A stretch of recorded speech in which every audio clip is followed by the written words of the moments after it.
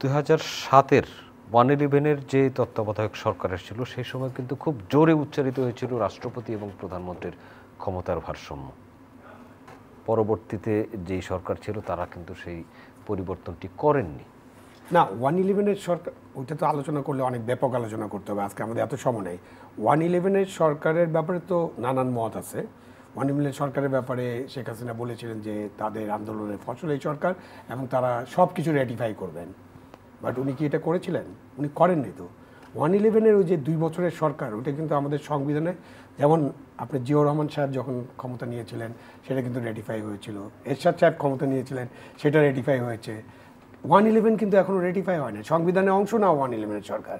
তার মানে ওই অর্থে আপনি সংবিধান আলোচনা করলে বলতে পারবেন যে 1/11-এর পরে যে সরকারই আসছে সব সরকারই অবৈধ সরকার, রেটিফাই করেননি তো।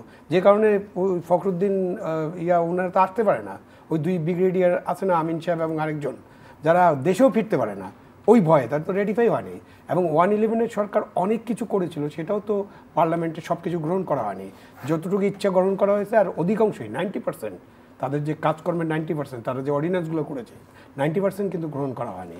সো এই সরকারের যে সংস্কার হবে সেই সংস্কারগুলো জনগণের কল্যাণে হবে এবং জনগণের জন্য সংস্কারটা হবে, রাষ্ট্রকে সুন্দর করার জন্য সংস্কার হবে, একটা ভালো নির্বাচনের জন্য সংস্কার হবে। এবং এই সংস্কারগুলো রাজনৈতিক দলগুলোকে রেটিফাই করতে হবে। প্রথমে সংসদে যাওয়ার আগেই ওনাদেরকে কমিট করতে হবে যে হ্যাঁ এই সংস্কারগুলোর মধ্যে, হ্যাঁ সে 10টা সংস্কার, এই 10টা সংস্কারের মধ্যে আমরা 8টার ব্যাপারে একমত, এটাই তো আলোচনা হবে। আর 2টা আমরা এখন করছি না, আমরা পরে এটা নিয়ে আলোচনা করব।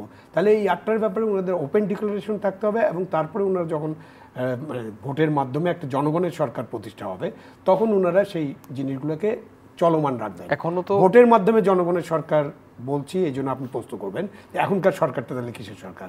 এখনকার সরকারটা ছাত্র জনতার গণ অভ্যুত্থানের ফলে তৈরি প্রতিষ্ঠিত একটা অন্তর্বর্তীকালীন সরকার।